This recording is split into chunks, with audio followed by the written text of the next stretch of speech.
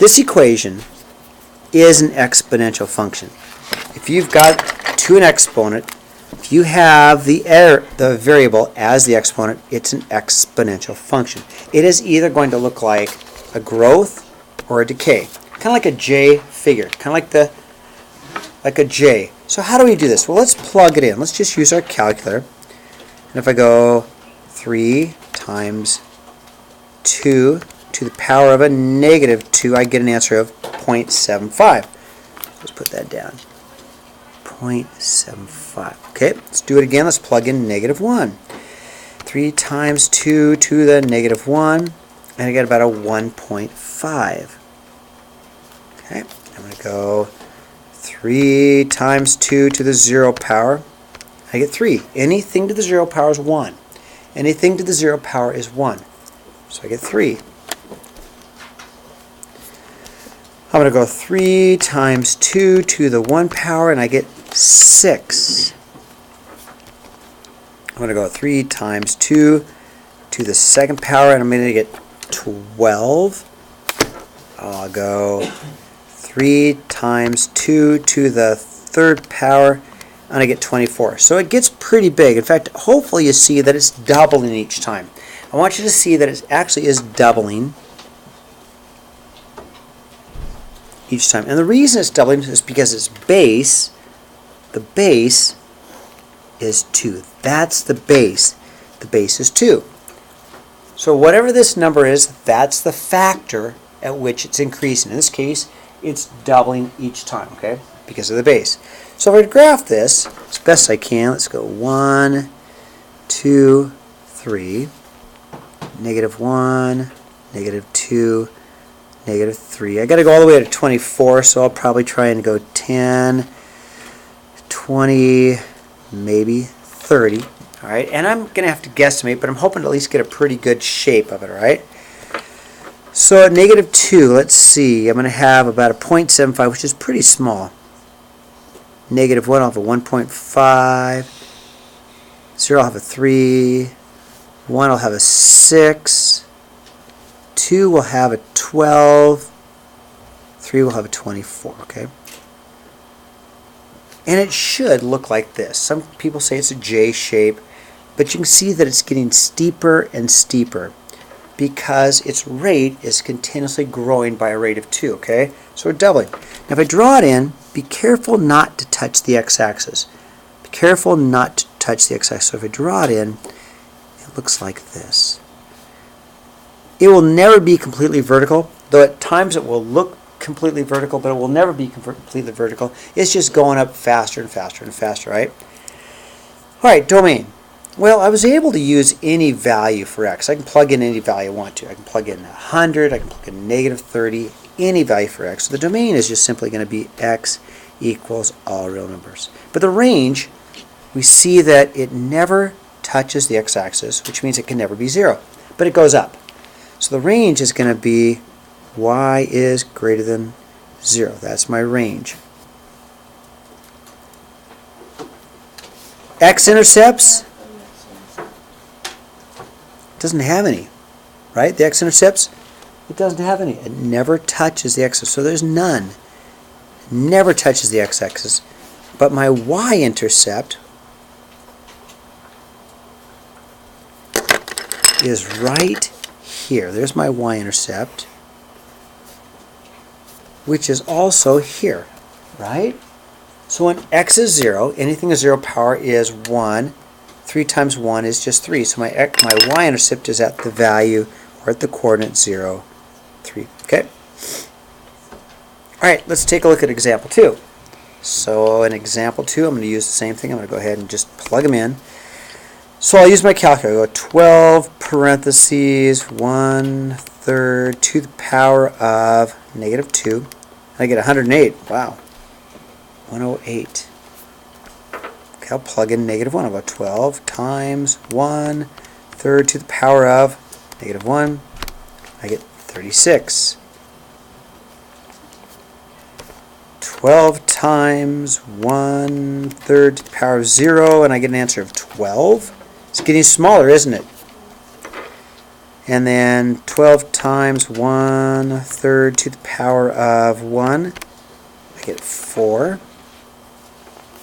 I'll go 12 times 1/3 to the power of 2. I get 1.3 repeating, or 1 1/3. And then almost there, 12 times 1/3 to the power of 3. I get an answer of 0.444, which is 4/9. All right, so it got smaller. Well, if the base is 1/3, it's saying take 1/3 of it each time. The base is 1/3, so my base is 1/3. So I'm actually taking 1/3 of each value, 1/3 of each value, 1/3 of each value. And that's why it's decreasing, okay? This one's definitely going to be decay because it gets smaller. So one of the things I noticed is if the base is bigger than 1, it grows. Does that make sense? If the base is bigger than 1, it grows. If the base is less than 1, it decays, because then you're taking a fraction of it, all right? Now to graph this, let's go ahead and do a little graph. Let's see, where did my ruler go? Here's my ruler. Okay, so if I do a little graph of this, I'm not going to get all of it. So if I go 1, 2, 3, -1, -2. Oh, all the way to 108 is going to be hard, so I can do maybe 50 here and maybe 100 here if I'm going to try and get as much as I can in there. So we'll go -2 and 108 maybe here.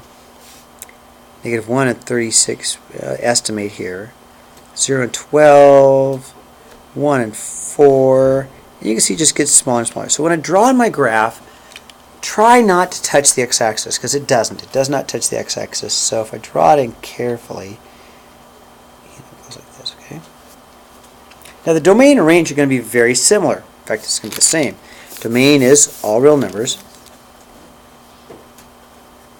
X equals all real numbers. And the range, well, it never touches 0, right? But it goes up. I know, I realize it's coming down, but you think about reach for your range. The very lowest value is above 0, and then of course it does go up. So the range is going to be y is greater than 0, okay? Okay, example 3. And we just talked about this. So ask your parents to pay for you to do all the jobs around the house for a month. They could pay you 1 penny for the first day and then double your wages each day. So first of all, let's see. We can use our exponential function. So our exponential function looks like this. Yep. Was our y equals our a, b to the x. That's our exponential function that we're going to use. A is the beginning amount. Okay, a is the beginning. So we're going to start with 1 penny. So I'm going to rewrite this as y equals 0.01. Okay. B is the rate. We're doubling, right? So our rate's 2, so we're doubling. And we'll do it to the x power. So we can choose any day we want. But for right now, there's our function, right? So we can do y equals 0.01, 1 penny we start with. We double it, and we'll do it for any power. Now, of course, if we want to do it for 31 days, for March, we can go y equals 0.01 times 2 to the 31. And it's amazing how much money you can make. It's just crazy. So 0.01 times 2 to the power of 31. Whole lot of money. $21,474,836.48. A lot. So I mean, let's look at this on the calculator. So let's just say I start with day 1. Okay, I get 1 penny. Times that by 2. Oh, big deal. That's day 2. Now keep track of this. That's day 2. Times 2. That's day 3. Day 4. Day 5. Day 6. Day 7. Day 8. So day 8's only $1.28. That's all. So you're thinking, oh gosh, I'm going to get ripped off, right? That's day 8, right? 9, 10, 11. So at least on the 11th day, you get paid $10 to do all the work, right? No big deal. By now, your parents are thinking, yeah, sweet, we got a good deal, right? 12, 13, 14. Now, they're almost going to have to pay $100 on that day, aren't they? 14th day, there's $100. Almost. Where am I at? 15, 16, 17, 18th day, they're going to have to pay $1,000, right? And it just keeps going from there, right? 19, 20, $5,000 on the 20th day. So when you go way back, you start with 1 penny, you don't even realize what's going to happen until you just keep going and going and going and going. Look at that. Now we're getting some pretty good money, aren't we? That's 1 day's worth of work. Yeah. There's your 10, is that 10 million there? There's your 21 million. Crazy how it grows so fast, doesn't it? That's exponential. Starts out very slow. And so that's that whole thing about world population way a long time ago. Long time ago, when there was probably hardly anybody on the planet, right? And it took a long time for the population to reach anything, right? But now all of a sudden we're at a point where we got a lot of people, don't we? Yeah. Okay. Turn the page. What's that, Will? I say we go after China. Yeah. Well, China's got the one baby thing, you know, and that helps. No, that's true. Yeah, I think it's 2. Okay, example 4. Here's our banking ones. We've got our banking formulas from our reading, okay? And let's look at our banking. So Landon strikes it rich, and he will win the lotto prize of $10,000. So he finds 3 different banks to invest his money. He will keep it invested for 7 years, okay? So Bank A offers 5%, compounded annually. So Bank A, you ready? The formula was P1 plus R to the T. So for Bank A for Landon, it's going to be 10,000 parentheses 1 plus 0.05, because 5% is the same thing as 0.05, right? To the 7th. I'll let you catch up and write that down. Here's my principal, $10,000. You need the 1. Here's why you need the 1. If you didn't have the 1, you'd go back to the bank and they'd give you your $50. But you're going to say, whatever happened to my $10,000 that I gave you? You have to have the 1, because 1 gives you your original amount plus your interest, right? Okay, so then in our calculator, we can get that answer pretty easily. Just simply go 10,000, 1, 2, 3, 1 plus 0.05 to the power of 7. And after 7 years, Landon's going to have about $14,071 and about 00 cents, okay? Not bad. So he made $4,000 in 7 years. Nice. That's not bad. I mean, 5% is actually hard to find, but if you put it in the stock market, especially now, you're going to make a lot more money, right? Okay, that includes the original. Does that make sense? That includes the original 10,000 plus the interest. So he made about 4,000. That makes sense? This includes the original plus the interest. Okay, Bank B. So Bank B, he's going to get it quarterly. So we look at our formula, and that's going to be compounded quarterly. So I'm going to use this formula. I'm going to let N be 4. Quarterly, I'm going to N be 4 for 7 years, okay? So we're going to use our P times 1 plus R over N to the NT power, okay? That's my formula.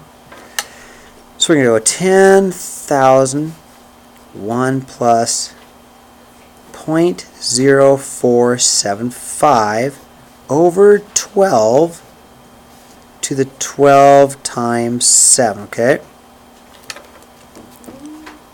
So I had to make sure that my 4.75 was the same thing as 0.0475, right? Move the decimal 1, 2 to change it into a percentage.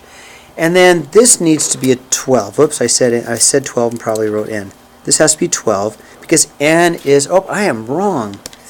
It's 4. It's 4. I keep making mistakes. Has to be 4. What's wrong with me? It's Monday.